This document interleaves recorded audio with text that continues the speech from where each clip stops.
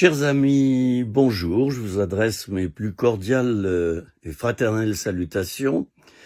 Alors j'ai à cœur maintenant que nous parlions d'un sujet que j'estime être assez sérieux et surtout de nos jours là. Nous vivons une période où la planète est en pleine mutation. Je ne vais pas revenir dessus. Il s'agit de la période post-Covid-19. Je le dis pour ceux et celles qui regarderaient peut-être cette vidéo en dehors de cette période. Alors le monde est en pleine mutation, il y a tout qui change, et au niveau spirituel, ce qui est annoncé également, c'est qu'il y aura de grands changements. Vous avez remarqué vous-même que dans sa finesse, Dieu a fait que les chrétiens ne se réunissent plus pendant cette période dans leur bâtiment d'église, mais se réunissent chez eux. Et quelquefois par famille, par maison d'habitation. Et puis, les chrétiens se sont rejoints par des logiciels qui permettent de communiquer à beaucoup de personnes. Bon, j'en cite juste un, par exemple, c'est le logiciel Zoom, mais il y a quantité d'autres logiciels qui ont été utilisés. Voilà. Alors, cette période, donc, a été un véritable basculement, ça a été un traumatisme pour certains, ça a été une période difficile, en tout cas pour chacun d'entre nous, sauf exception, et c'est une période qui nous a amenés à réfléchir. Voilà. Tout allait à peu près bien, on va dire comme ça, tout allait à peu près bien, c'est-à-dire la planète Terre fonctionnait, les avions allaient d'un endroit à un autre, les économies, selon les pays, allaient bien ou mal, mais en gros, il y avait une sorte de constance dans le vécu globalement. Il y avait une sorte de constance dans le vécu de nos pays et de notre planète. Alors j'ai à cœur de parler par rapport à cette période du devoir des prophètes. Et il y a donc dans la Bible un chapitre dédié à cela. Moi j'ai ma Bible second, qui date d'il y a fort longtemps, et j'ai étudié plein de textes, surtout dans le livre d'Ézéchiel, au chapitre 33, et puis je citerai quelques versets d'autres chapitres également dans le livre d'Ézéchiel. Mais ces passages du livre d'Ézéchiel sont assez conséquents et sont importants pour comprendre à l'heure actuelle le devoir des prophètes. Ben oui, parce que et ça a été souvent le cas lorsque les églises ont traversé une histoire bien spécifique. Dieu a envoyé des prophètes. Très régulièrement, il a envoyé les grands, ceux qu'on appelle les grands prophètes, donc Ésaïe, Ézéchiel, etc. Il y a eu également Jonas qui était prophète. Et puis il y a eu cette période avant la venue de Jésus, qu'on a appelé aussi la période des petits prophètes. Voilà, Amos, etc. Enfin, je ne vais pas tous les citer. Alors, il y a des chrétiens qui pensent que depuis la venue de Jésus, qui est donc également le plus grand des prophètes, d'ailleurs les musulmans le reconnaissent aussi comme un prophète, eh bien certains chrétiens et serviteurs de Dieu pensent que depuis que Jésus est venu, est mort sur la croix, est ressuscité, et qu'ensuite il y a eu ce qu'on appelle les actes des apôtres, eh bien, à part le prophète Agabus et quelques-uns, il n'y a plus de prophètes, ou pas vraiment de ministères concluants, des ministères prophétiques très importants pour l'histoire de l'Église. Bon, c'est discutable. Enfin, moi, personnellement, je le discute. Parce que je considère que tous les réformateurs de l'Église, par exemple, ont été des prophètes, bien sûr.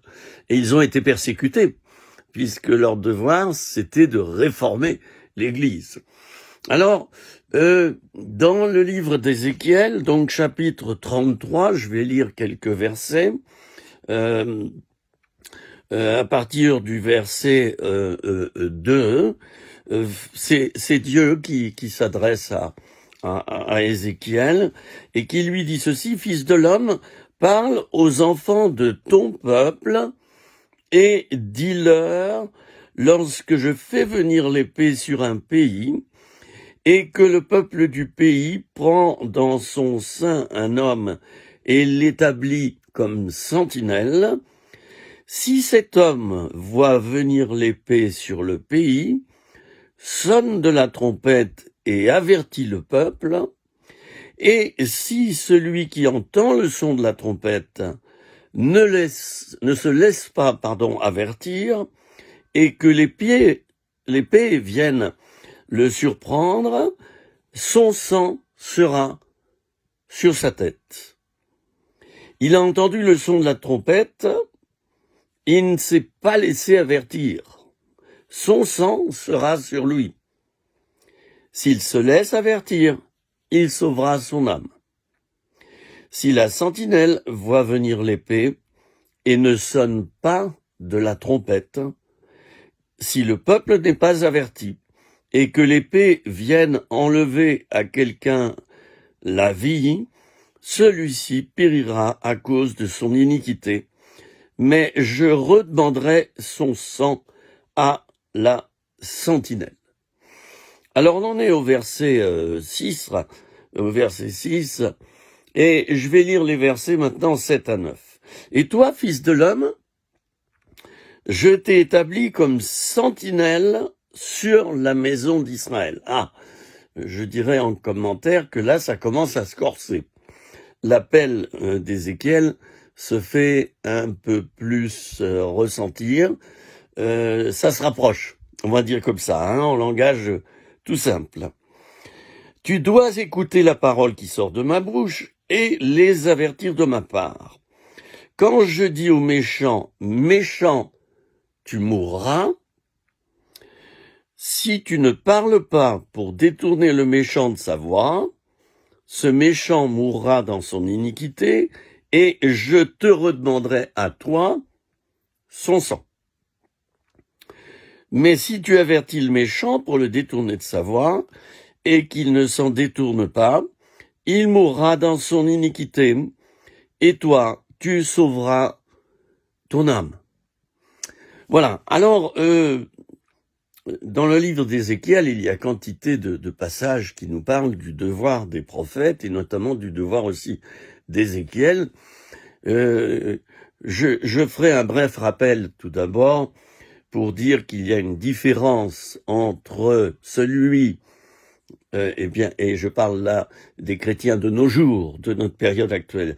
Il y a une différence entre celui qui a reçu l'un des 9 dons spirituels qui s'appelle le don de prophétie, et celui qui a reçu l'un des 5 ministères dont nous parle le livre, l'épître aux Éphésiens, et qui est donc le ministère de prophète.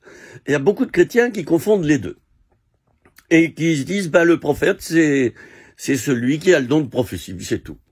Alors c'est complètement faux.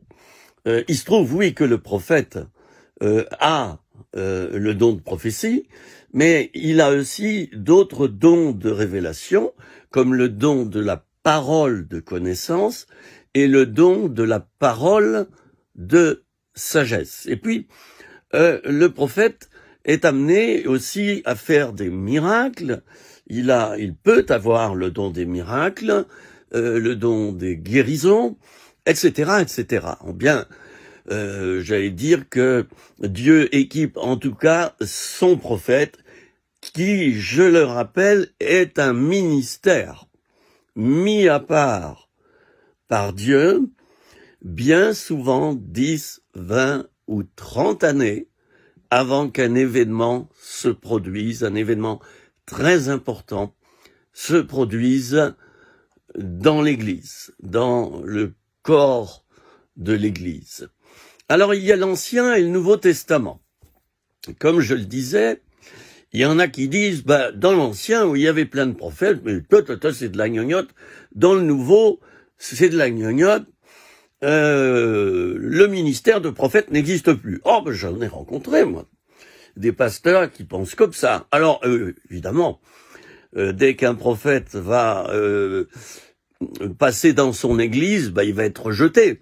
On va lui couper le sifflet. Et il n'aura pas droit à la parole, puisque le ministère de prophète n'existe pas. Il y a des pasteurs aussi qui pensent, et vous savez, dans des mouvements où on croit dans le don de prophétie et dans le ministère de prophète, il y a des pasteurs qui n'y croient pas. J'ai vu de tout. J'ai été itinérant pendant 40 années. On m'a quelquefois imposé le silence dès avant la prédication. J'étais invité pour en donner des prédications. Le pasteur, quelquefois, me prenait à part, il me disait, écoute, chez nous, tu ne parles pas de ça, ça, ça et ça. Faut pas en parler. Hein? Voilà, faut pas en parler, parce que nous, on n'est pas comme ça. On ne traite pas ces sujets, et puis d'abord, on croit que dans le Nouveau Testament, il y a la période des actes, et puis après, les choses se sont passées différemment. Bon, alors, quand on est itinérant et qu'on arrive dans une église comme ça, qu'on aime, bien sûr, et on aime le frère ou la sœur qui nous invite, eh bien, on est un petit peu frappé quand, dès les premières minutes, on nous dit ce qu'il faut pas dire. Hein? Voilà, j'allais dire qu'on nous bâillonne, et chez moi, tu diras ça, mais pas ça. Alors, là, il y a un manque de respect, et je dirais qu'il y a un manque de maturité spirituelle de la part du pasteur qui t'invite dans son église. Il vit dans la peur, il vit dans la crainte. Oh là là, pourvu que ce prédicateur respecte bien les règles de notre assemblée. Voilà, alors, ça a toujours été difficile pour moi de prêcher dans de telles assemblées, puisque t'es pas libre. T'es pas libre, et l'Esprit de Dieu ne peut pas, il ne peut pas exercer son ministère. Hein. Ouvre ta bouche et je la remplirai, dit le Seigneur. Vous connaissez ce verset? Bon, oui, mais ouvre ta bouche. Mais oui, mais si on te la ferme, ta bouche, hein, Dieu ne la remplira pas. Alors bon, moi j'ai toujours usé de précautions, et puis j'ai été diplomate, j'ai dit aux frères, écoute, si je peux, j'éviterai en effet de parler de telle et telle chose, je veux pas allumer des feux, hein, chez toi, je suis pas venu pour ça, je suis venu pour procurer la paix, mais tu me permettras quand même de donner la pensée de Dieu, frère, hein. Bon, voilà, et je le dis avec le sourire. Voilà, bon, en général, on me permet de donner la pensée de Dieu. Bon, c'est déjà pas si mal. Voilà. Il y a d'autres assemblées, par contre, c'est complètement l'inverse. Le frère ou la sœur te prennent à part et ils te disent, voilà, tu es les bienvenus chez nous et surtout, sens-toi libre. Tu prêches le temps que tu veux, tu dis ce que le Seigneur te dit de dire. Tu exerces ton ministère après, tu pries pour les gens et tu exerces les dons spirituels que Dieu t'a donnés. Et sens-toi libre, vraiment, on sera heureux de t'entendre et de voir ce que le Seigneur a fait avec toi. Bon, ça met un petit peu plus à l'aise, d'accord? Bon, alors j'ai connu les deux cas. Hein, j'ai connu aussi des interruptions de prédication. Oh, pas souvent, peut-être une ou deux fois en 40 ans, où le pasteur furax se lève de sa chaise et dit non, il n'y a pas de ça chez nous. Hein, je me souviens de la dernière fois, c'était pas il y a si longtemps, c'était il y a 3 ans, où je disais, oui, une fois j'ai eu une vision. J'ai eu une vision par rapport à quelqu'un pour qui je priais, et j'ai vu telle image. Et à partir de ce moment où j'ai vu cette image-là, ça a été beaucoup plus facile pour moi de prier pour la personne, parce que je connaissais son problème. Par cette image que Dieu m'avait donnée, il m'avait donné une vision. Une vision, c'est une révélation, mais sous forme d'image. Tandis que le songe, c'est une révélation ou une série de révélations, mais la nuit, pendant le sommeil. Bon, alors donc pendant mon message, j'ai dit oui, une fois j'étais chez quelqu'un et j'ai eu une vision et j'ai vu telle chose. Oh, le frère s'est levé de sa chaise et m'a dit oh là, attention, non, il n'y a pas de ça ici chez nous, frère. Les visions, c'était dans l'Ancien Testament. Les prophéties, tout ça, et pourtant c'était une église qui avait pignon sur rue, et qui est dans cette fédération d'églises, on y croyait aux visions et aux révélations. Alors moi j'étais vraiment stupéfait. Bon, c'est très difficile quand le pasteur t'interrompt. Tu vas essayer de rattraper la sauce, quoi. C'est comme la mayonnaise quand elle est tournée. Bon, alors il faut pas trop. Vous connaissez ce chant, dans la vie il faut pas s'en faire. Moi je n'en fais pas. Bon, alors il faut pas se mettre en colère quand tu prêches et qu'on t'interrompt. Quelquefois d'ailleurs c'est un simple chrétien qui t'interrompt. Je me souviens d'une fois où j'ai parlé de sexualité dans l'église. J'avais été invité pour ça. Il y a une sœur qui s'est levée, en colère, en plein milieu de mon exposé. Frère, on ne parle pas de ces choses-là dans une église. Oh, je lui ai dit, ma sœur, s'il vous plaît, je vous demande de me rasseoir, parce que moi j'ai été invité justement dans votre église pour parler sexualité. Et je suis désolé de vous choquer en donnant tous les détails que je donne, mais ça vous concerne, ça concerne tous ceux qui ont une sexualité ici dans cette église et ont des organes sexuels. J'ai dit comme ça, mais y en a-t-il qui n'en ont pas d'organes sexuels? Bon, la sœur, elle s'est vite assise, et puis j'ai pu continuer mon exposé. Bon, alors, tout ça c'est pour dire que, en tant que prophète, si on a un ministère de prophète confirmé, parce qu'il doit être confirmé par les autres ministères, ce sont souvent les apôtres qui peuvent confirmer et discerner un prophète. Souvent des apôtres. Et souvent, les apôtres sont faits pour travailler ensemble avec les prophètes. Le binôme fonctionne à merveille. Voilà. C'est l'expérience qui me l'a appris, et puis c'est tout. Voilà. Alors, Ézéchiel, lui, il est en plein pour parler avec Dieu, et Dieu lui parle, et lui dit donc principalement, je t'établis comme sentinelle. Alors, dans cette petite vidéo qui sera suivie d'autres vidéos, parce que le sujet est vaste, alors, j'aimerais donner les fonctions d'une sentinelle. Il y a 3 fonctions. Si on est choisi par Dieu comme sentinelle, et le prophète est une sentinelle. Il veille sur le pays, il veille sur son assemblée, il veille sur le troupeau que Dieu lui a montré pour l'exhorter, pour lui parler, pour le reprendre quelquefois, mais beaucoup pour l'encourager, pour lui montrer une voie par excellence, comme dira l'apôtre Paul. Voilà, le prophète n'est pas là essentiellement pour détruire, bien que, attention, c'est dans sa mission également. C'est dans sa mission, quelquefois, de détruire quelque chose. Le prophète va reprendre. Il va reprendre, et quand on reprend, je suis désolé, on détruit un petit quelque chose aussi. Mais il faut savoir, il y a une manière de reprendre. Bon, alors, il y a donc 3 fonctions à une sentinelle. Il y a donc le fait de voir, et moi qui ai fait 1 an de service militaire, j'ai été sentinelle. J'ai été mis en tant que sentinelle pour surveiller un poste de combat. Et notre mission était de 3 ordres. Alors d'abord, voir, la sentinelle, elle regarde, et une sentinelle fait sans arrêt comme ça. Regardez les agents de sécurité, regardez aussi ceux qui sont chargés de la sécurité d'un président de la République ou d'un ministre, vous verrez qu'ils ont une tête, vous les verrez d'ailleurs à la télévision, vous pourrez les remarquer de loin. Ils n'ont pas le regard fixe, hein. Ils sont sans arrêt en train de regarder à gauche, à droite, au milieu, en haut, en bas.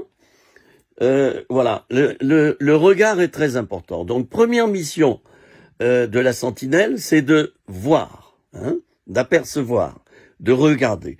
La deuxième mission d'une sentinelle, c'est d'entendre. Et ça, c'est très important. Donc, les oreilles aux aguets, entendre un bruit. Je me rappelle, par exemple, du président Chirac qui abordait les Champs-Élysées, là, vers l'Arc de Triomphe, et un inconnu dans le public a sorti un fusil et puis a visé le président. Bon, c'est d'abord le bruit qui a averti le service d'ordre, hein. Donc, la sentinelle doit entendre. Qu'est-ce qu'elle doit entendre au niveau spirituel? Eh bien, je vais en parler dans une autre vidéo. La troisième mission de la sentinelle, et qui n'est pas des moindres, c'est d'avertir. Voilà. Elle voit, elle entend et elle avertit. Elle avertit du danger, tout simplement. Du danger. Et alors, sa mission n'est pas des moindres, parce que si la sentinelle ne fait pas bien son travail, il va y avoir un accident, il va y avoir un attentat, il va y avoir quelque chose en tout cas qui n'est pas bon, qui n'est pas clair au niveau de l'événement qui va se dérouler. Voilà. Alors je m'arrête peut-être là en disant quand même que le rôle d'une sentinelle, c'est aussi de ne pas faire de bruit. Ben oui, parce que pour entendre, elle est obligée de pas faire de bruit. Elle reste discrète et souvent elle se cache, la sentinelle. Elle se cache, hein. Et le service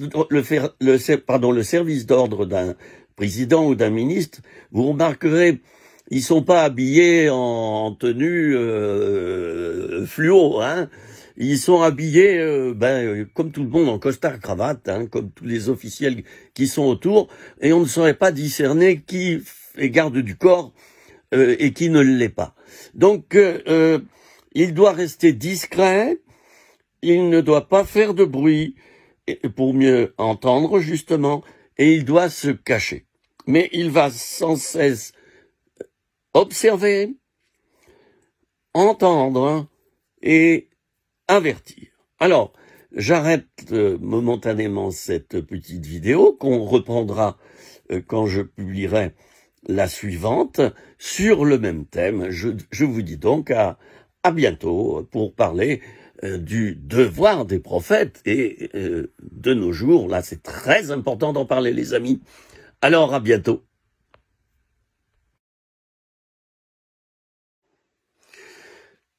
Voilà, nous revenons à notre thème actuel, le devoir des prophètes.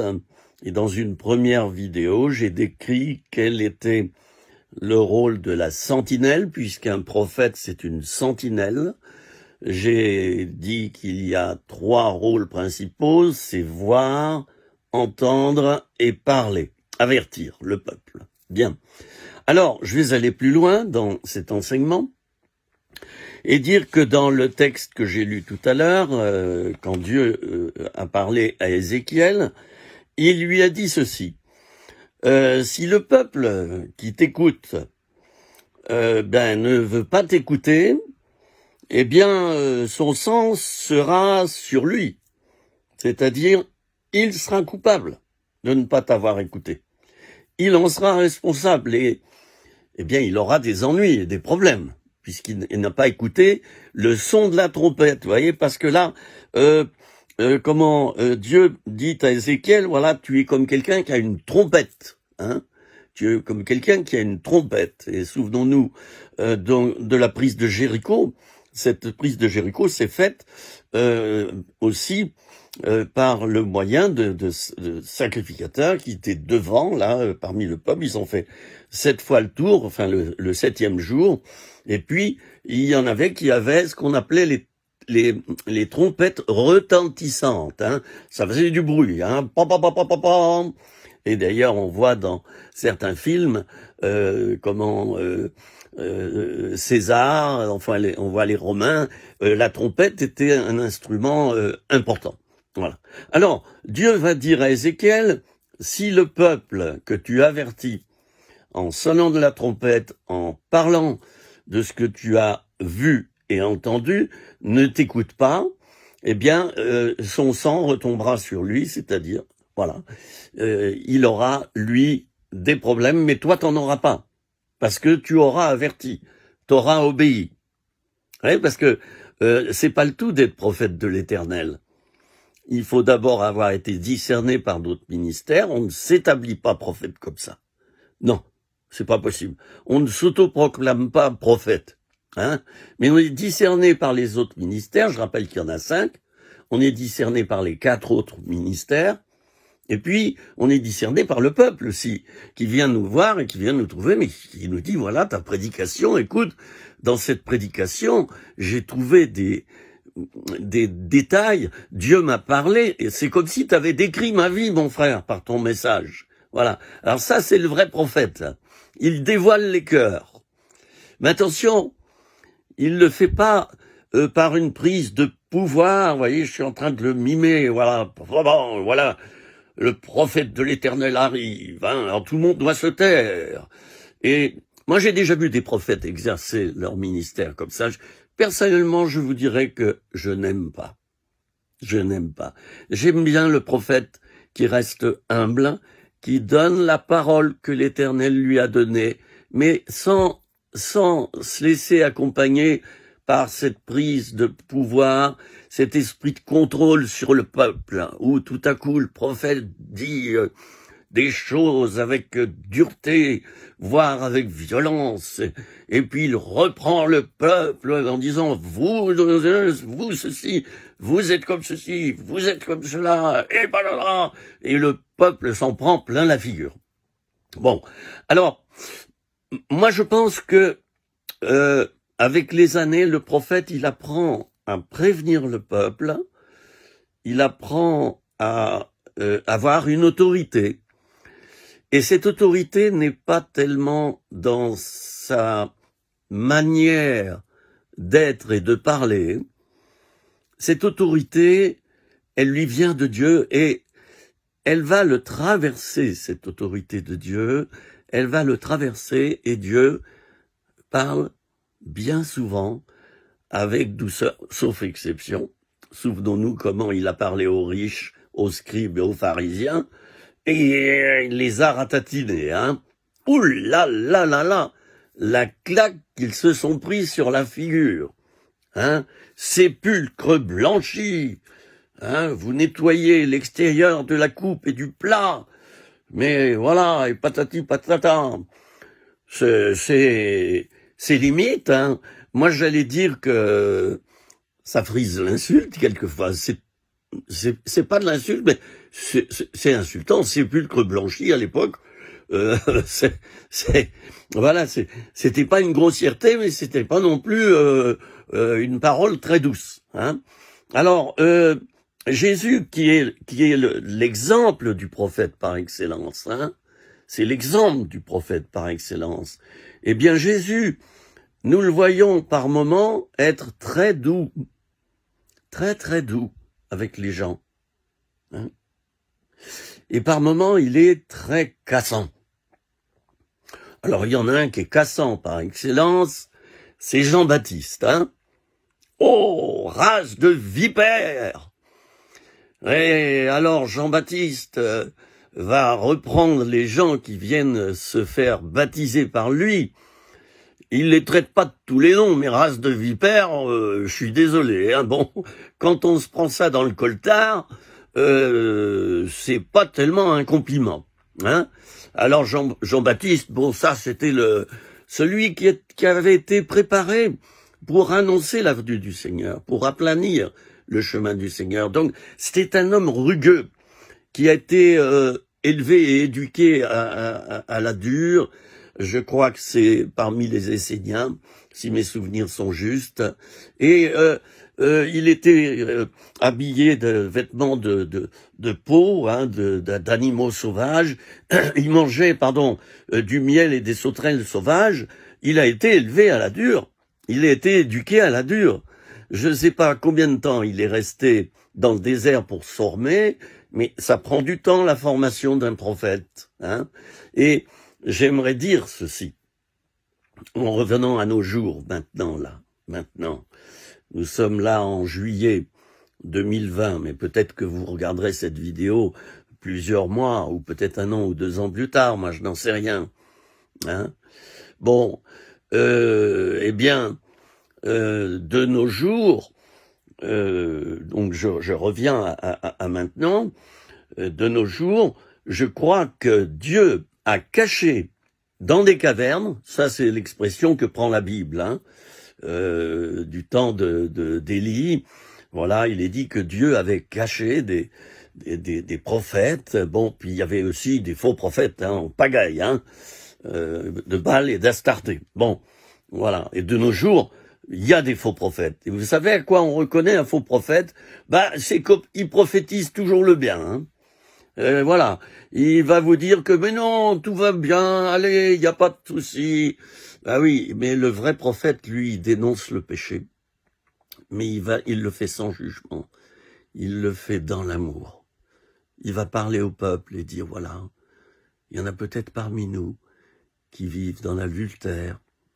Il y en a peut-être parmi nous qui vivent dans certains péchés. Et ça freine l'action de l'esprit. Voilà. Alors, il utilise les mots qu'il faut.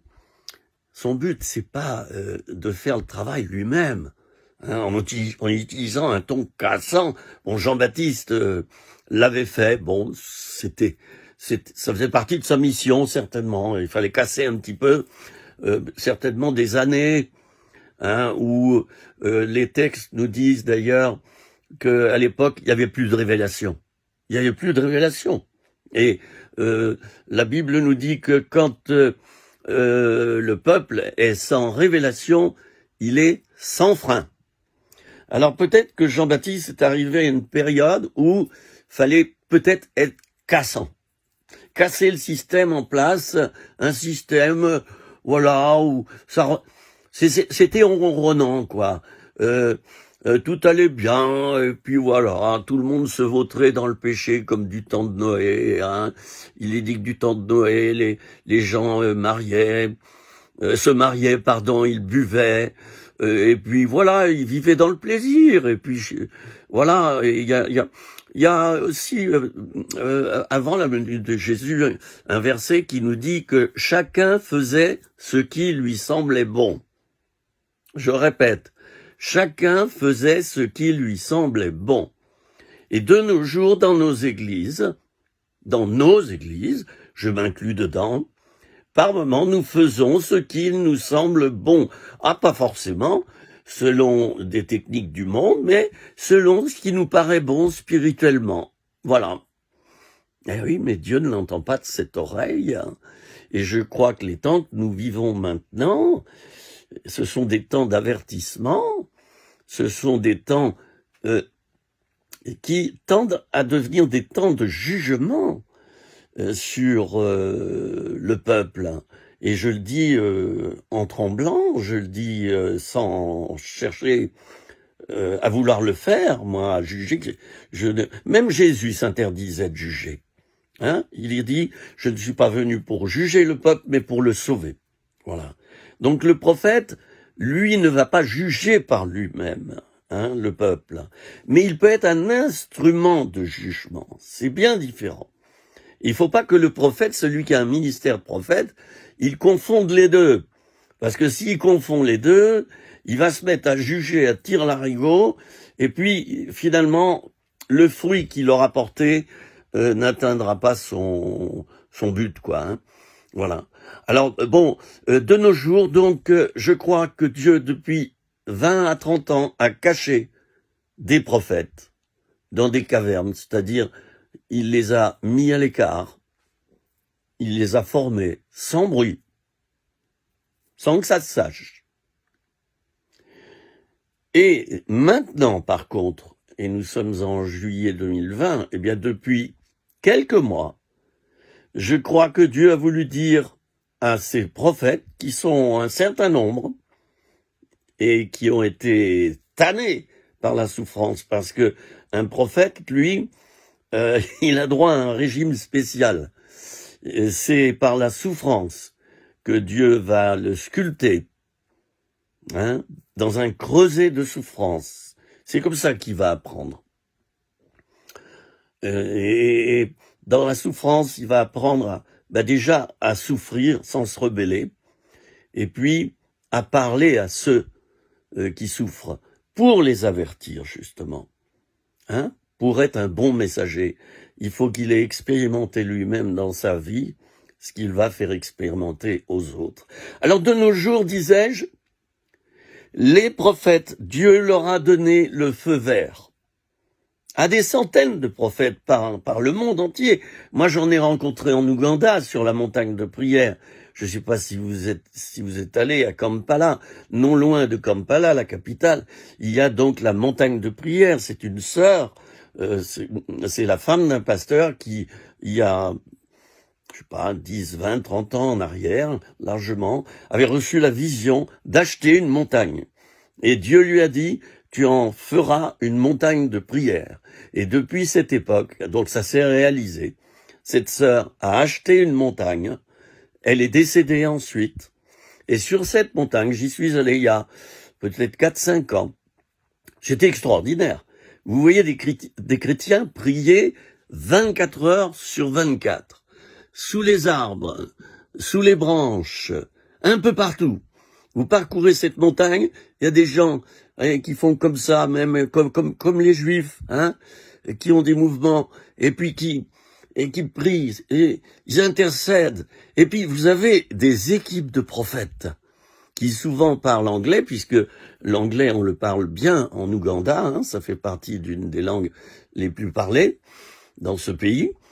Eh bien, il y a des prophètes qui circulent sur toute la montagne. Et moi, j'en ai eu une équipe qui est venue vers moi, nommément. J'avais un traducteur, heureusement, parce que, bon, je parle un peu anglais, je comprends un peu anglais, mais pas tout. Alors, j'avais un traducteur. Et voilà qu'une équipe de 2-3 prophètes vient vers moi, précisément, on était un groupe de plusieurs, ils me désignent, frère, nous avons quelque chose à te dire de la part du Seigneur. Écoutez, ça a duré un quart d'heure. Ils ont résumé toute ma vie. Ils ne me connaissaient pas. Je les connaissais pas. Ils ont résumé toute ma vie. Et ils m'ont dit les étapes qui suivraient, en gros. Les étapes qui suivraient. Voilà. Et je suis en plein dans l'accomplissement de ces étapes. J'ai été averti par eux à l'avance. Et vous savez, quand les prophètes nous parlent et que toi tu les connais pas et eux ils te connaissent pas, mais qu'ils sont envoyés par Dieu et qu'ils décrivent ta vie et que ça correspond exactement à ce que tu as vécu les 20 ou 30 dernières années et qu'ensuite ils te disent voilà, mais désormais tu vas regarder en avant et voici ce qui va produire, voici ce que Dieu va faire dans ta vie, au travers de ta vie, ça donne un crédit. Le fait que tu as déjà entendu, qu'ils ont discerné tout ton passé, tout ce que Dieu a fait déjà avec toi, ça crédibilise, ça cautionne les paroles qu'ils vont te donner par rapport à ton avenir. Eh bien, vous me croirez si vous voulez, eh bien, ils ont décrit mon avenir. Et mon Dieu, quand ça t'arrive, tu tombes à terre, tu chiales comme un gamin. Tu pleures. Alors j'ai pleuré toutes les larmes de mon corps. Et je me suis mis sur une paillasse, là-bas il y a des paillasses qu'on met dans l'herbe. Et là je me suis prosterné devant l'Éternel, mon grand Dieu, qui a su au travers de ces hommes que je ne connaissais pas, me décrire mon passé spirituel et mon avenir spirituel. Voilà. Je me suis prosterné devant la face de Dieu. C'est important d'écouter les prophètes. Et c'est l'apôtre Paul qui a dit « L'esprit des prophètes est soumis aux prophètes ». Moi, je vois un vrai ministère de prophètes, et j'en ai rencontré des prophètes. Je le vois à cela, c'est qu'il est soumis au ministère de prophète des autres. Et j'ai rencontré des prophètes qui ne se soumettent pas au ministère des prophètes, mais qui continuent dans la voie qu'ils ont prise. Malheureusement, il y a de grandes, je vais dire malchance, qu'ils se cassent la figure. Parce qu'il faut écouter les autres prophètes, si toi-même tu l'es. D'ailleurs, tu vas attendre ton oreille, tout de suite tu vas reconnaître que l'autre est prophète. Tu auras envie qu'il te parle, pour qu'il t'annonce des choses. Hein, voilà. Alors de nos jours, très important, chers amis, il nous va falloir écouter les prophètes. Ils vont avoir un rôle déterminant avant le retour du Seigneur. Car le Seigneur revient, chers amis, que ça vous plaise ou non. Hein? Jésus en a parlé. Il a dit, ça sera comme du temps de Noël, les hommes buvaient, mangeaient, voilà, mariaient leurs enfants, voilà. Et Jésus a dit que son retour sera comme un voleur dans la nuit. On ne l'attend pas, un voleur. Alors moi qui parle du retour du Seigneur assez souvent en ce moment, je ne sais pas quand est-ce qu'il sera, mais pour moi on est dans les temps de la fin, c'est certain. Il y a trop de signes qui s'accomplissent. Bon, je vais pas m'étaler là-dessus pour pas susciter encore des discordes et puis tout un blablabla où il y en a un qui dira bah non moi je pense comme ça, Bon, et moi je conclus la discussion en disant écoutez, peu importe, nous savons que le Seigneur revient et que nous nous rapprochons de cette période où il revient. Vous êtes d'accord avec moi? La trompette a sonné. Il y a eu des signes avertisseurs. Il n'y a jamais eu autant de signes. Je ne vais pas les énumérer justement pour ne pas être un instrument de discorde. Je vais pas énumérer là tous ces signes. Hein. Vous les trouverez dans Matthieu 24, vous les trouverez dans différents endroits. Vous lirez l'Apocalypse. C'est assez précis. On parle de la marque de la bête aussi, etc. Bon, mais je vais pas me lancer sur ce sujet-là, mais dire simplement qu'à l'heure actuelle, nous allons devoir écouter les prophètes, et c'est la période aussi où les prophètes doivent s'écouter entre eux. Et l'esprit des prophètes est soumis aux prophètes. Très important d'écouter les autres prophètes quand on est prophète et de se dire ah tiens il a reçu ça, moi je l'ai pas reçu, ah ben c'est complémentaire, tiens c'est intéressant, et puis l'autre t'écoute également parce que Dieu ne dit pas tout à un seul homme pour qu'ensuite il prenne le pouvoir et qu'il se prenne pour un petit Dieu. Non, Dieu ne le fait pas. Il va il va dispatcher ce qu'il a à dire, il va le dire à un tel, et des hommes et des femmes, il y a beaucoup de femmes aussi, des prophétesses, reçoivent des paroles, et Ézéchiel, et je vais arrêter là pour cette petite vidéo, et on en refera une autre que vous verrez prochainement, eh bien, le rôle de ces hommes et des femmes, c'est donc, je l'ai dit tout à l'heure, c'est d'être des sentinelles, voir les signes de Dieu, ce que Dieu est en train de faire, entendre ce que Dieu dit et avertir le peuple, les amis. Avertir le peuple, prévenir le peuple, que le peuple veuille entendre ou non.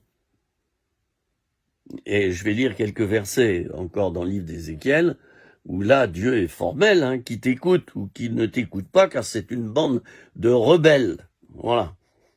Dieu les traite de rebelles, le peuple. Voilà.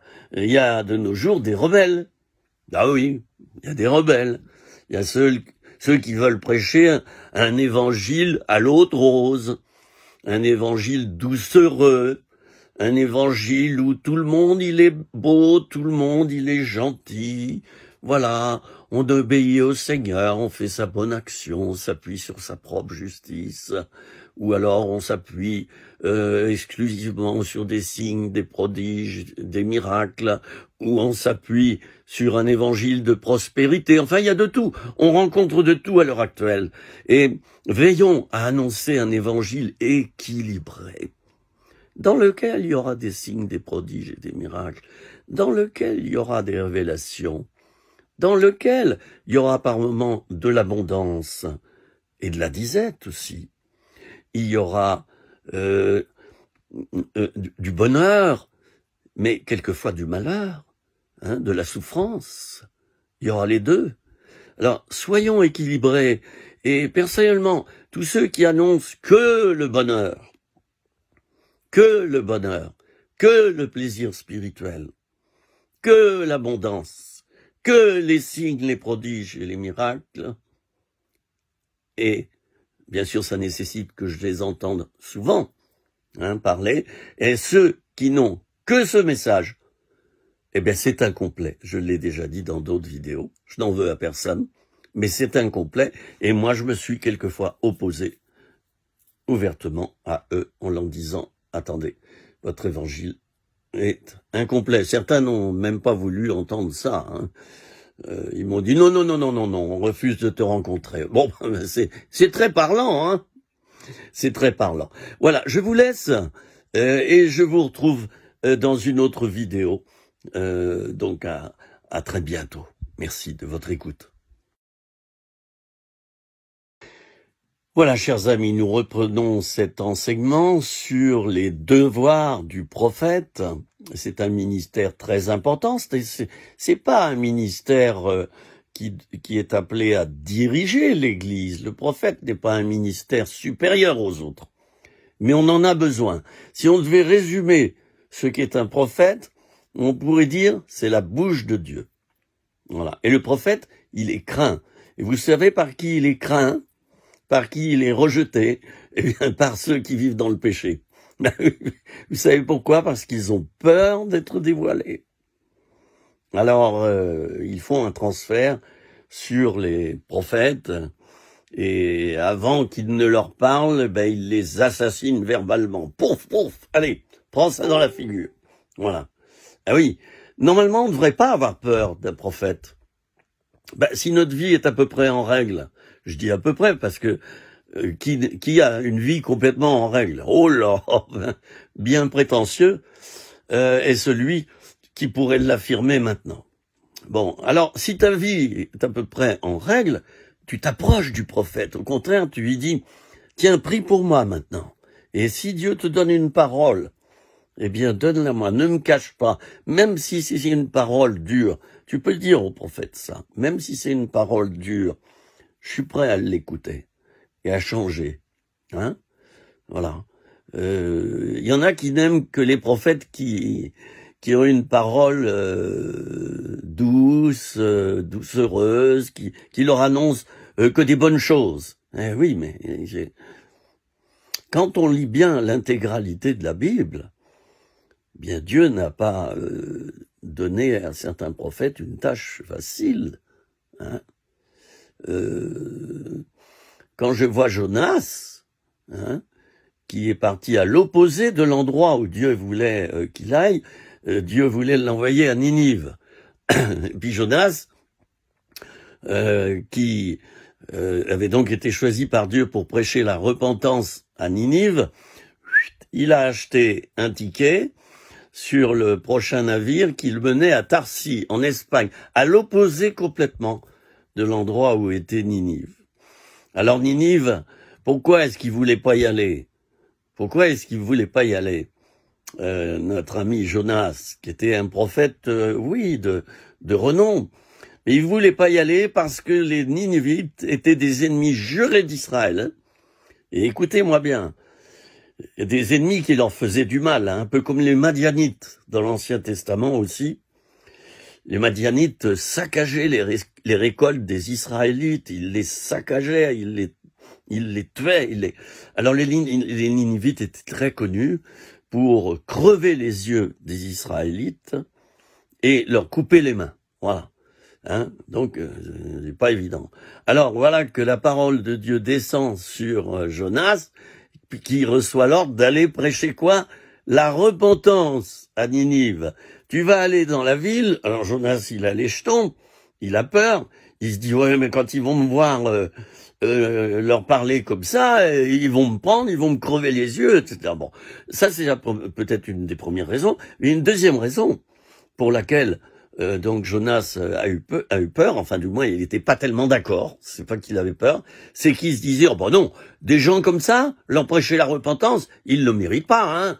C'est l'enfer direct, hein, des gens comme ça, qui nous traitent comme ça. C'est l'enfer direct. Voilà. Alors, vous voyez, en tant que prophète, on peut quelquefois s'opposer à notre devoir. On peut quelquefois s'opposer. Dieu nous parle au sujet d'une personne. Moi, souvent, Dieu m'a parlé au sujet de telle ou telle personne, et Dieu me disait, voilà, il faut que tu ailles le trouver.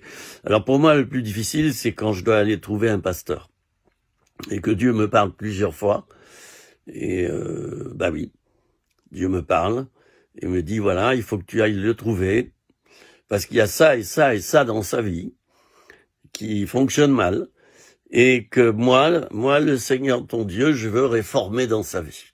Bon. Alors, je me souviens des premières années où Dieu me demandait de faire ça. Je vais être franc, je l'ai pas fait. Mais le résultat a été catastrophique. Et je m'en suis repenti depuis. Hein. Le résultat a été catastrophique parce que je suis pas allé donner la parole que Dieu me demandait à tel frère ou telle sœur. Et suite à cela, cette personne s'est cassée la figure spirituellement. Et j'ai une responsabilité, j'ai pleuré devant l'Éternel, j'ai demandé pardon à Dieu pour cela. Et maintenant, quand Dieu me parle, j'attends. J'attends d'être sûr. Hein? J'attends. Faut pas, un prophète n'est pas mené exclusivement par ses émotions. C'est un être très émotionnel, mais il doit faire attention à pas se laisser avoir par ses émotions. Et puis, la deuxième chose à laquelle il doit faire attention, c'est à ne pas se laisser avoir aussi par ses blessures de l'enfance. Hein. Et tel était un peu mon cas.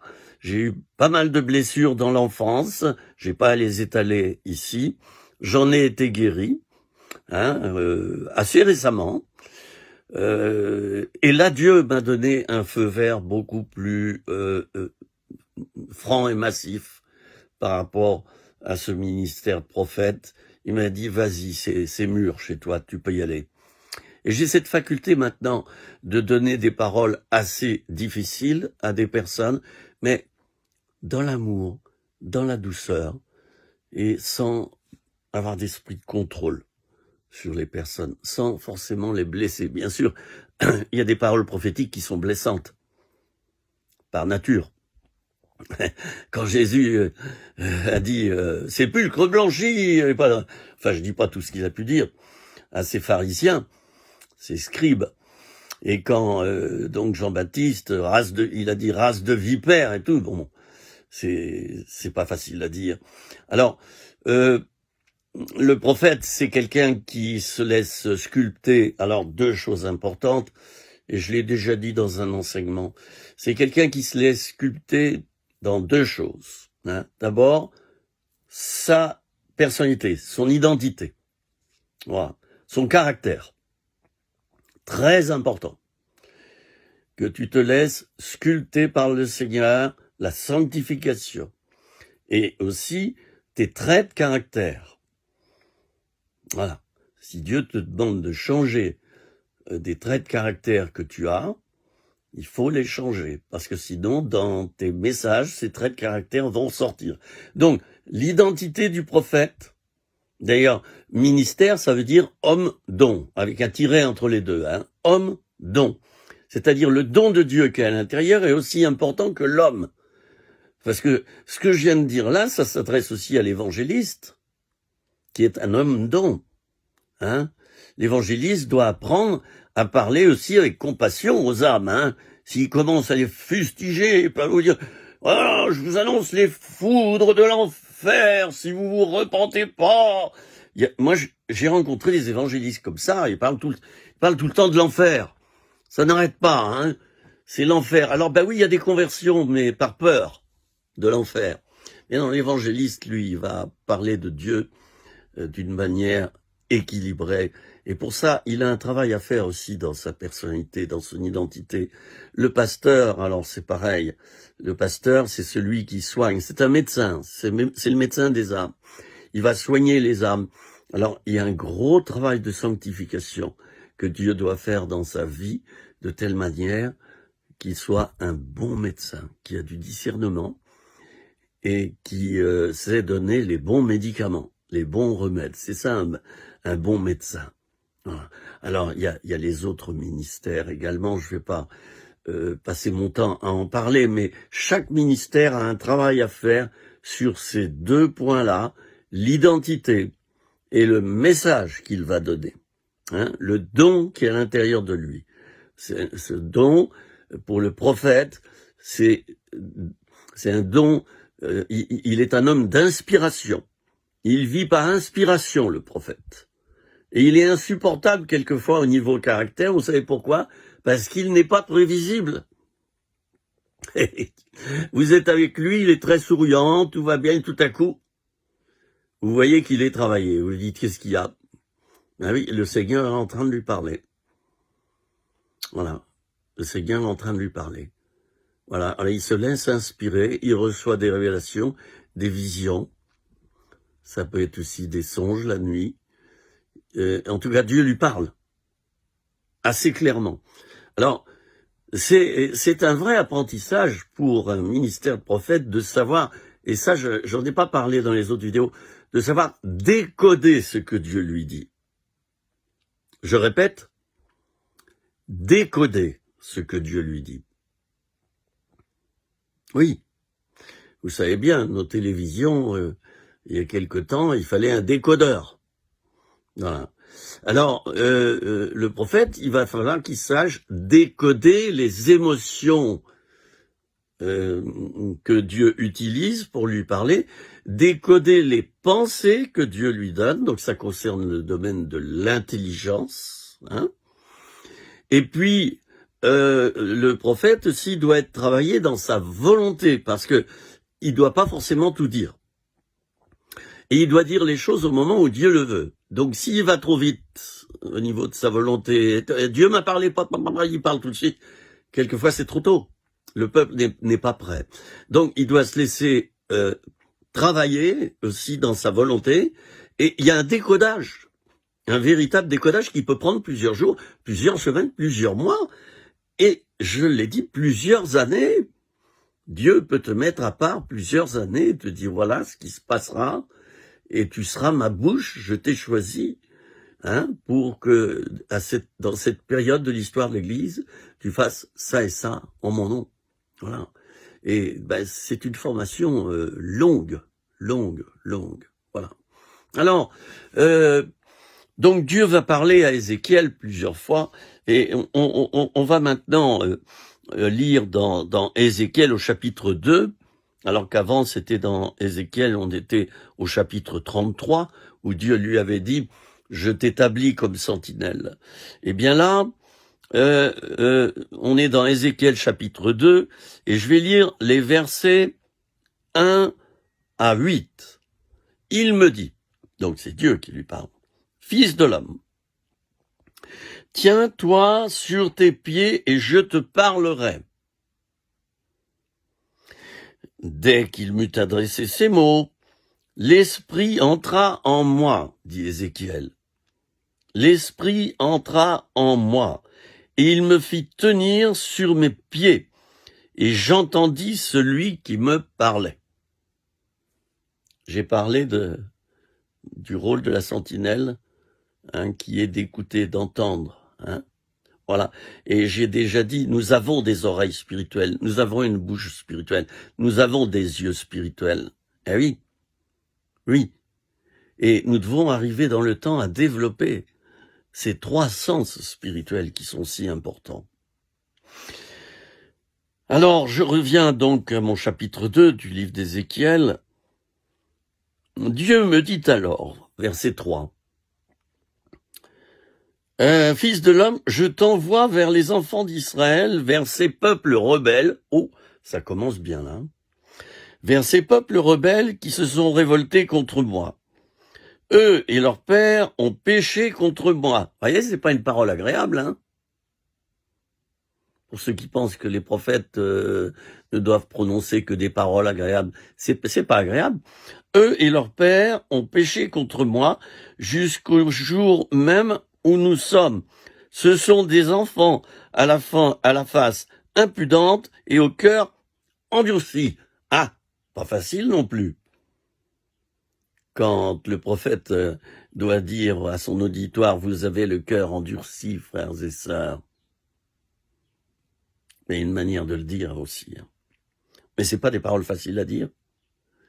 S'il y a une chose à laquelle un prophète doit renoncer, c'est à sa réputation, chers amis.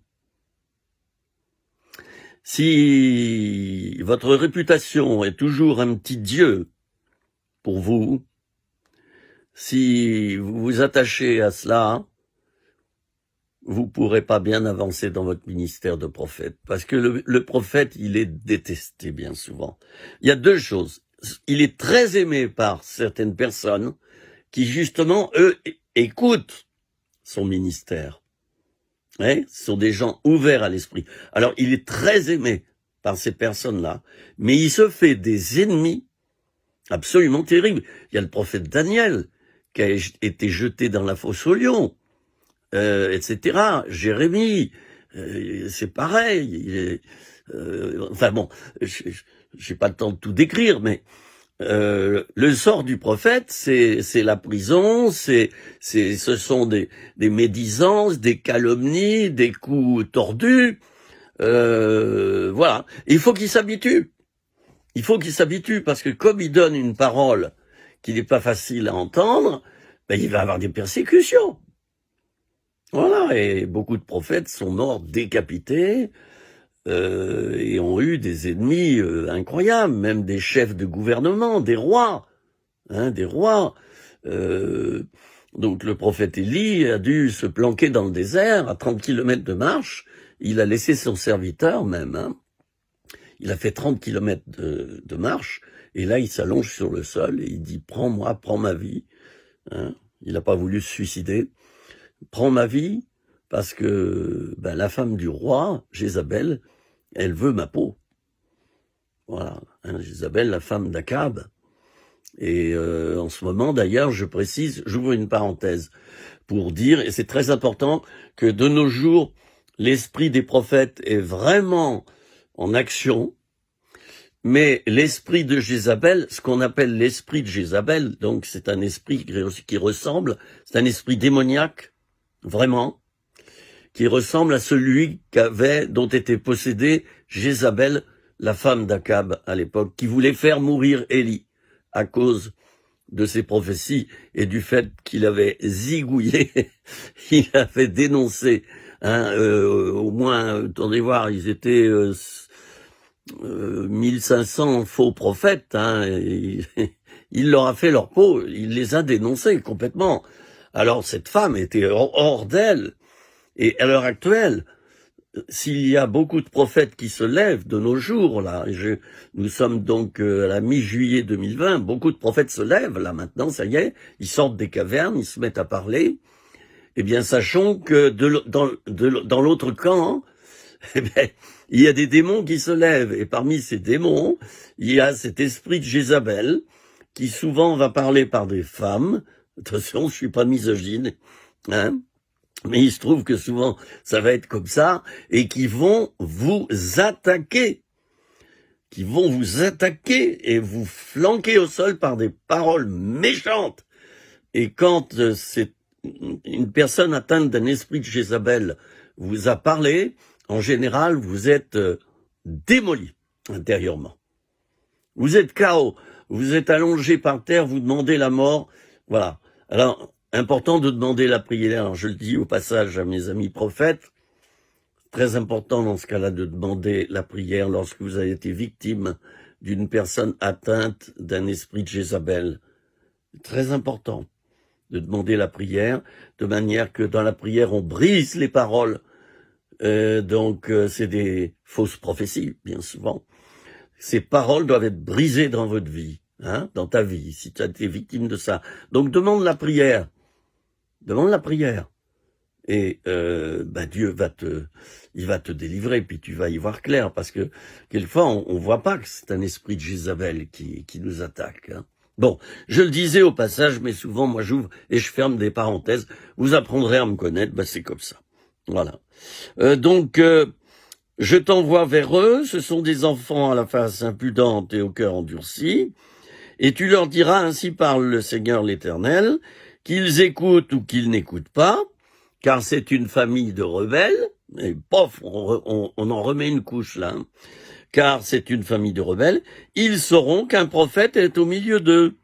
Et toi, fils de l'homme, ne les crains pas, et ne crains pas leur discours, quoique tu aies auprès de toi des ronces et des épines, et que tu habites avec des scorpions. Ça fait mal, la morsure de scorpion, il y en a qui sont mortels. Ne crains pas leur discours et ne t'effraie pas de leur visage, quoiqu'ils soient une famille de rebelles. Et paf, encore une couche, c'est une famille de rebelles. Tu leur diras mes paroles, qu'ils écoutent ou qu'ils n'écoutent pas, car ce sont des rebelles. Et toi, fils de l'homme, écoute ce que je vais te dire. Ne sois pas rebelle comme cette famille de rebelles. Ouvre ta bouche et mange ce que je te donnerai. Voilà, Dieu va conseiller à son prophète de ne pas être rebelle comme le peuple rebelle à qui il parle. Ben oui, parce que un prophète qui parle au peuple qu'il aime, et puis quand ce prophète voit que le peuple ensuite ne l'écoute pas, et que je dirais même, il lui tente des pièges, il le déteste, il lui jette des pierres, et puis il le recherche pour le tuer, le prophète lui-même peut devenir rebelle contre les rebelles. Alors Dieu va dire à Ézéchiel, ne sois pas rebelle comme cette famille de rebelles. Ouvre ta bouche et mange ce que je te donnerai. Voilà, mange ce que je te donnerai. Le prophète, bien souvent, ne sait pas à l'avance ce qu'il va dire au nom de Dieu. Il ne le sait pas à l'avance. Quelquefois, il le sait à l'avance. Du moins, il a une idée, une pensée de ce qu'il va dire. Mais quelquefois, il ne le sait pas.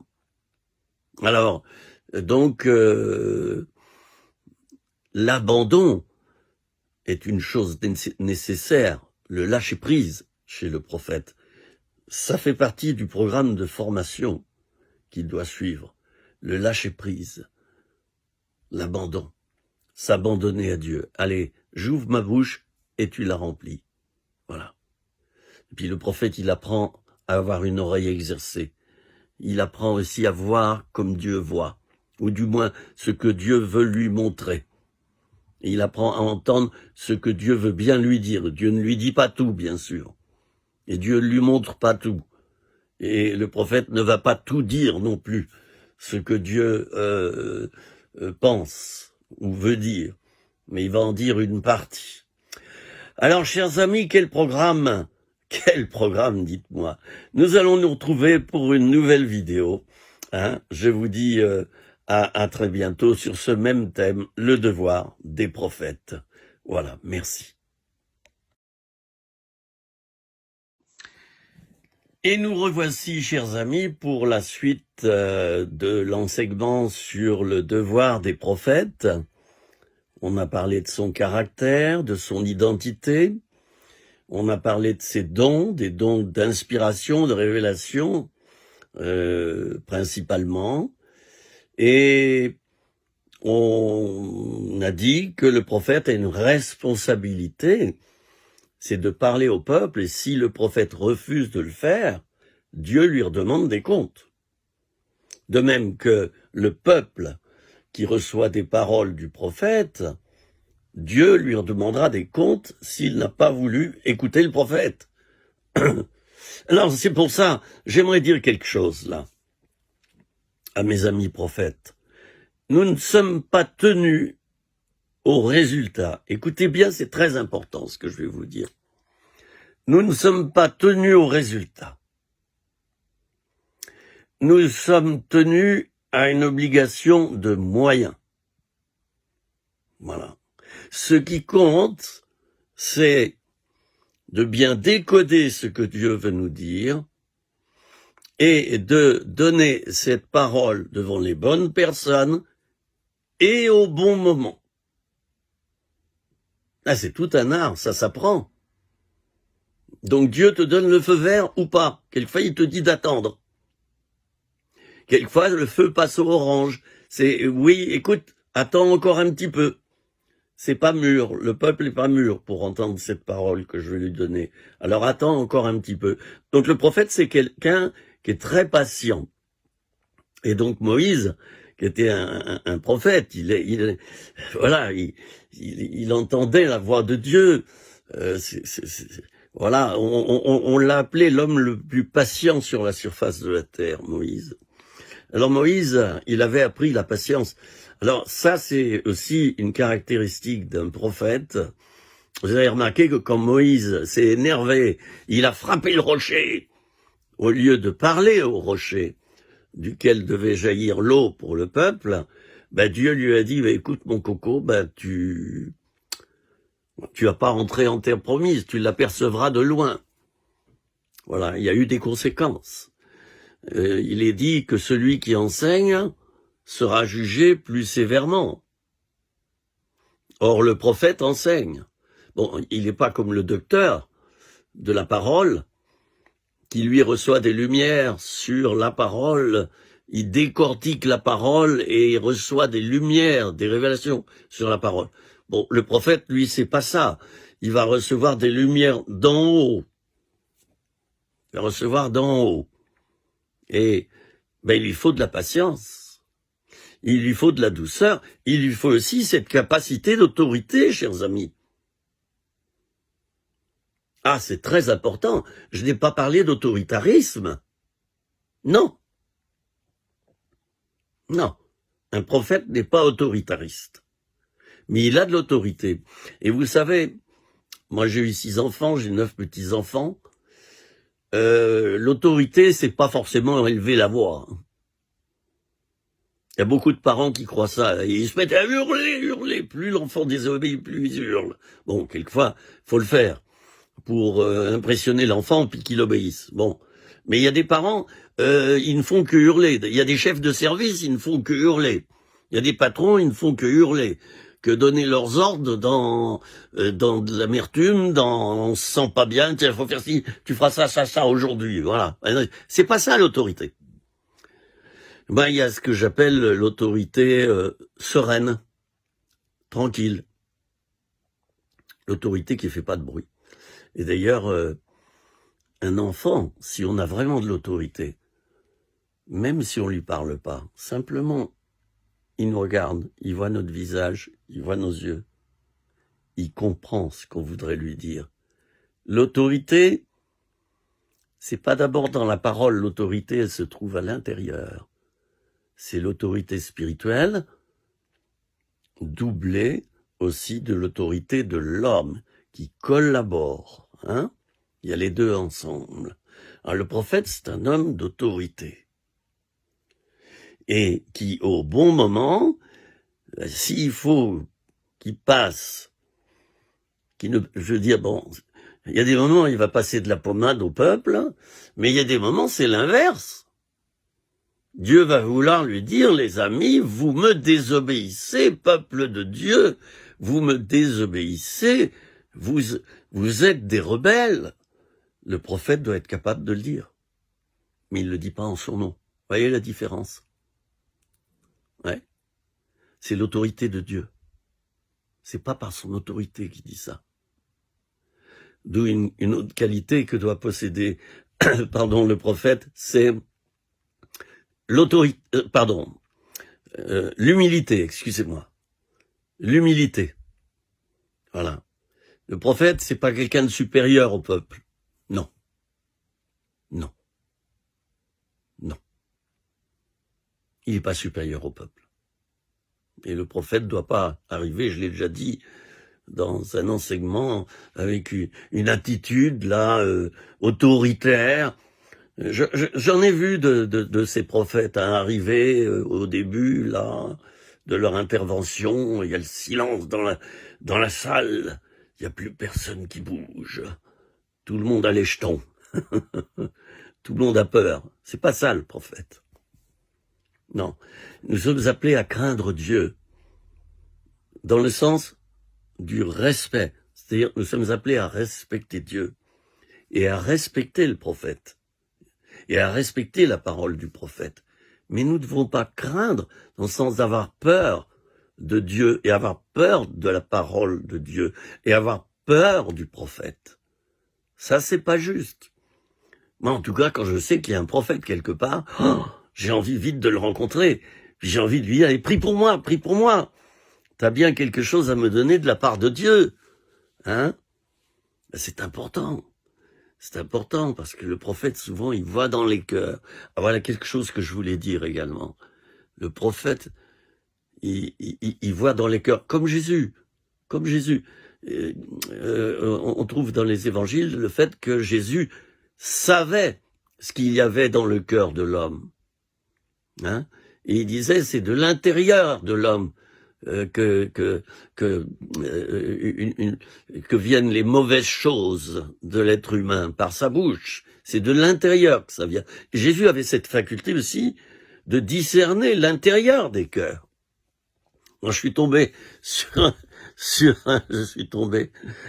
serviteur de Dieu. Je préfère dire comme ça, il m'a dit quoi? Tu vois dans les cœurs? Mais je dis oui, par moment. Dieu me montre ce qu'il y a dans des cœurs, ce qui est caché. Oh, il m'a dit c'est du spiritisme ça. On est en plein dans de la voyance. C'est de la médiumnité. Oh ben vous savez, heureusement que j'avais des années d'expérience, parce qu'il m'aurait démoli celui-là. Il m'aurait démoli. Hein. Voilà. Je pense qu'il n'avait jamais vu d'ailleurs un prophète s'exprimer de sa vie. Il n'avait jamais vu un prophète s'exprimer, donc même chose. Hein. Vous savez, ceux qui disent ah ben il y a eu la période des actes, puis après ben c'est terminé quoi. Hein. Voilà, Jésus il parle au travers de nous, c'est tout. Voilà, les dons de révélation, il y en a plus. Les miracles, il y en a plus. Les prodiges, il y en a plus. Les prophéties, il y en a plus. Le retour du Seigneur, oh la parousie, tout ça, oh, le retour du Seigneur, il viendra sur des nuées. Oh, mais qu'est-ce que c'est que ça? Oh là, l'Apocalypse. Oh, doucement les bases. D'ailleurs, on ne sait même pas qui a écrit l'Apocalypse. Vous voyez, ces pasteurs qui ont pour don de vous faire douter de Dieu et de sa parole. C'est quand même fort du Roquefort qui sont forts. Vous ne pensez pas? Mais j'ai rencontré de tels pasteurs.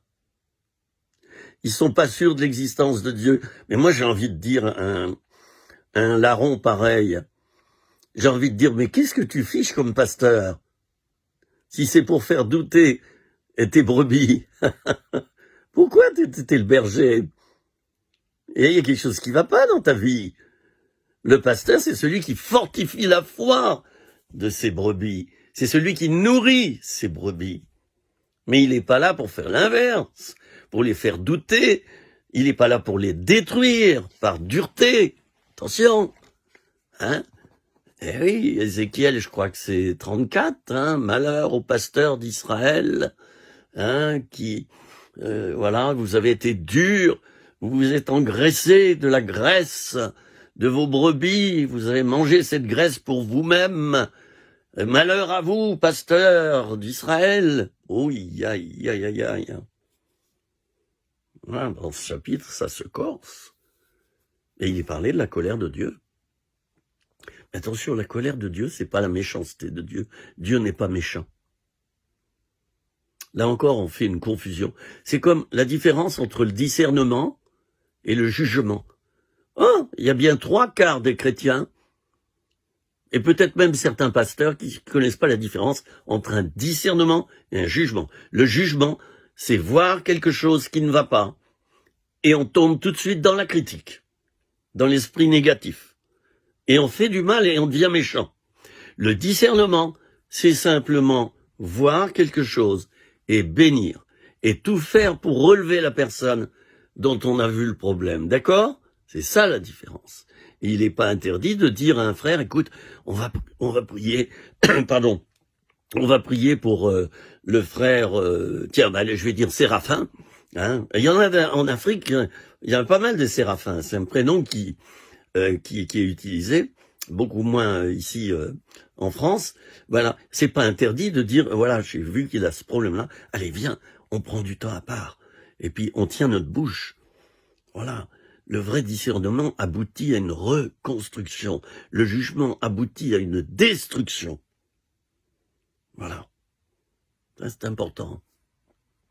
Et le vrai prophète, c'est celui qui, quelquefois, va peut-être détruire un peu au début. Hein? Il va taper avec une masse dans des choses qui vont pas. Mais toujours, attention, le prophète, ça c'est aussi un signe de la véracité d'un prophète, c'est que il va donner aussi le moyen d'en sortir. Il va dénoncer un problème, mais il va donner la solution. Et son but, c'est que le peuple vive. D'ailleurs, c'est écrit dans ces chapitres-là que je lis. Ce que je veux, dit l'Éternel, ce n'est pas que le méchant meure, mais qu'il vive. Le but du prophète, c'est pas de détruire le peuple. Le but du prophète, c'est que les gens se repentent, c'est qu'ils pleurent. C'est un instrument de miséricorde aussi. Ah, je vais en parler encore de cela. La miséricorde. Il y en a qui me disent, l'Ancien Testament ou le Nouveau Testament, c'est la même chose. Et ce qu'il y a dans l'Ancien Testament est toujours aussi valable que dans le Nouveau Testament. Attention! Il y a une notion nouvelle qui existait dans l'Ancien Testament, la miséricorde. Elle n'est pas née d'hier. Hein? Il y a un psaume qui nous parle sans cesse de la miséricorde de Dieu. Hein? Louer l'Éternel pour sa miséricorde. Voilà. La miséricorde, elle a toujours existé. Elle fait partie de l'amour de Dieu. Hein, qu'est-ce que c'est que la miséricorde? C'est jeter une corde dans la misère de l'autre. Et on le repêche. C'est ça la miséricorde. Hein, accompagné de la compassion. Voilà. Savoir aussi avoir de l'empathie. Souffrir avec ceux qui souffrent. Pleurer avec ceux qui pleurent. Le prophète, il a développé aussi ses qualités. Et il sait se taire et voir le péché sans juger. Attention, le prophète ne juge pas. Je l'ai dit tout à l'heure, il peut être l'instrument du jugement de Dieu, c'est bien différent. Mais il ne juge pas ses frères. Il va pas leur dire, hé, bande de tarés, là. C'est pas ça, le prophète. Il va leur dire, les frères, je vous en supplie, au nom de Jésus-Christ. Et puis, quelquefois, il pleure, le prophète. Il pleure sur le péché des personnes qu'il avertit. Il pleure. Voilà, il est sensible. Mais il ne se laisse pas diriger d'abord par sa sensibilité. Je l'ai déjà dit. Alors, je reviens donc à mon texte d'Ézéchiel, chapitre 2, hein, voilà, ce sont des rebelles, ce sont des révoltés, ils ont le cœur endurci, ils ont la face impudente, et, alors, Dieu dit à Ézéchiel, ne les crains pas. Bien que tu habites avec autour de toi des ronces, des épines et des scorpions, ça veut dire des choses très très difficiles. Ne les crains pas, ne sois pas rebelle comme ces rebelles, et ne les crains pas. Alors voilà un ennemi du prophète aussi, c'est la crainte. J'ai peur. Moi je vais vous dire quelque chose. Ça va être court. Une petite anecdote de ce qui m'est arrivé. Oh, c'était il y a bien une vingtaine d'années, largement. 25 ans, je me souviens même dans quel coin de France c'était, mais je vais pas le dévoiler exprès. J'étais à table, en train de manger à une pastorale, donc il y avait, je sais pas, une trentaine de pasteurs qui mangeaient, là, le midi. Et moi, je vois un frère que je connaissais pas, assis, là, de l'autre côté, là, il était en train de manger. Et j'entends ce frère, il se trouve que j'entends la parole qu'il prononce, il dit, voilà, demain je pars pour le Liban. Et j'ai réservé donc ma place d'avion, je pars au Liban. Voilà, où Dieu m'attend pour une mission, il y a un programme qui m'est fait. Et voilà que Dieu me parle pendant que je mangeais. Et me dit, eh ben écoute, il faut pas qu'il parte au Liban. Oh mais c'était clair et net, hein, vraiment. Dieu m'a parlé, c'était pas une voix audible avec mes oreilles humainement, c'était avec mes oreilles spirituelles que j'ai entendu cette voix. Parce que je suis un peu comme Jeanne d'Arc, par moments j'entends des voix. Oui, la voix prophétique, on ne l'entend pas d'une manière sonore, on l'entend à l'intérieur de nous. Voilà. Alors, le Seigneur me parle, mais vraiment, il ne faut pas qu'il parte au Liban. Va dire à ce frère qu'il ne doit pas partir au Liban. Oh mon Dieu. Je continue à manger c'était du couscous ou je sais pas quoi. Je continue à manger, et puis je faisais une sale figure, hein. Je peux vous dire. Sale figure. Alors je mange, et puis ça continue. Vous savez, comme Samuel dans l'Ancien Testament, il entendait la voix de Dieu. Puis il y en a plein d'autres qui ont entendu la voix de Dieu. C'est pas, on en fait tout un truc là, mais voilà, Jésus a dit, mes brebis connaissent, mes brebis. Il parlait pas des prophètes là. Mes brebis entendent ma voix et ils sont habitués. Ils connaissent la voix du berger. Chaque chrétien doit être habitué. Mais pour ça, faut le former. Mais on a peur dans les églises de former les gens à entendre la voix de Dieu. Ben oui. Vous savez pourquoi qu'on a peur? Ben on a peur qu'ils rentrent dans des déviances après, des déviations. Alors on leur apprend pas trop à écouter Dieu, hein. Comme ça, on les soumet à notre enseignement, on les soumet à nos règlements, on dirige le troupeau, on fait comme ci, comme ça, voilà. Et on a un esprit de contrôle. Bon, alors le repas est presque terminé. J'ai dit, Seigneur, permets que ce frère reste là. Si tu veux vraiment que je lui parle, je te demande ce signe. C'est autorisé de demander des signes, je voulais vous dire. Si votre signe, vous le demandez pour mieux obéir après. Mais si c'est pour mieux désobéir, faut pas le demander. Si votre intention, c'est d'obéir, vous pouvez demander un petit signe, hein. Ben, faut pas que ça soit non plus farfelu.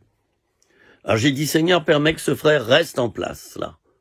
Et que les autres frères partent petit à petit du repas, et lui, il reste. Aïe, ben voilà que le frère, il reste. Voilà qu'il reste. Bon, je me dis, Philippe, t'as pas le choix, parce que ça se faisait encore plus fort. Mais vraiment, j'avais mon cœur qui battait. C'était fort, mais Dieu me parlait. Alors je m'assis à côté du frère, je lui dis, frère, écoute, je te connais pas, bonjour, je suis un tel. Voilà, j'ai une parole du Seigneur pour toi. Ah, il me dit, bah donne-la moi. C'est important. Moi, j'aime ça quand Dieu me parle. Vous voyez? Ah, bon, alors je me dis, ouf. Voilà quelqu'un qui est ouvert. Bah oui, parce que tu peux te recevoir des coups de bâton quand tu donnes une parole du Seigneur à quelqu'un. Il peut t'envoyer péter sur les roses, excusez-moi, de mes expressions. Hein, je parle souvent comme ça. Alors je lui dis, écoute, voilà, il me semble, parce que très souvent je dis, il me semble, il y a une marge d'erreur, hein, dans les révélations qu'on donne, dans les paroles qu'on donne. Faut d'humilité là. Un prophète qui ne fait jamais d'erreur, ça n'existe pas. Alors moi j'ai l'habitude de dire souvent, quand c'est une parole très difficile à prononcer, il me semble que, voilà. Alors je lui ai dit, voilà, j'étais en train de manger, et je t'ai entendu dire que demain tu pars au Liban, que tu as réservé ton avion, et que tu pars là-bas en mission. Voilà, moi j'ai mangé à quelques mètres de toi, Et voici ce que il me semble avoir reçu du Seigneur. Je te le soumets, tu le géreras toi-même, t'en feras vraiment ce que tu veux. Hein? Comme je l'ai dit tout à l'heure, en tant que prophète, nous n'avons pas une obligation de but, mais de moyens. Voilà, le but, c'est Dieu qui le fera atteindre. C'est pas toi. C'est Dieu qui va le faire. Alors je lui dis, voilà, il faut pas que tu partes au Liban demain. Voilà ce que j'ai reçu. Ne va pas au Liban, surtout pas. Faut pas que tu y ailles. Et je lui ai dit, écoute, c'est très fort en moi, mais bon, j'ai reçu ça, mais je te le soumets, tu le gères. T'es libre, t'en fais ce que tu veux. Bon, et puis il me dit, bah écoute, c'est très important ce que tu me dis. Bon, bah je vais me mettre en prière et puis je vais voir. Voilà. Eh bien, ce frère, il a écouté. Hein? Il a écouté. Et puis il a annulé son avion. Et le lendemain soir, il apprenait que ce vol, il avait un numéro de vol, hein, il avait déjà son billet, eh bien que ce vol, que cet avion s'était cassé la figure et qu'il n'y avait aucun survivant. Voilà. Alors vous voyez, ça, c'est un petit témoignage. J'en aurais des dizaines d'autres. Mais il y en a qui me prendraient pour un fou. Oh bah, vous allez me dire un petit peu plus, un petit peu moins, à mon âge. Bientôt 68 ans, j'aimerais vous dire que ça me gêne plus. J'en ai tellement entendu. Un petit peu plus, un petit peu moins, on se dit, bon, bah, allez, ils peuvent me taper dessus, ils peuvent me...